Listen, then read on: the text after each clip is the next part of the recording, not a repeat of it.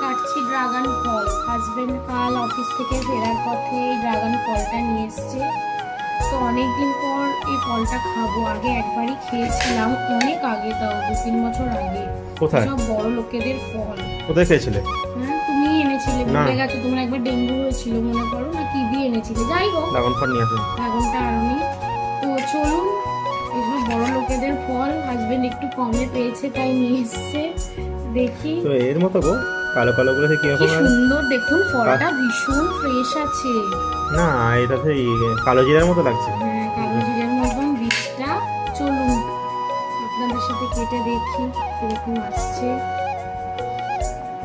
তারপর পুরোটা এবার কেটে দাও। দেখুন 4 পিস করে নিয়েছি, এবার সব কেটে দাও। এবার কাটা ফাইনালি ফাইনালি আমাদের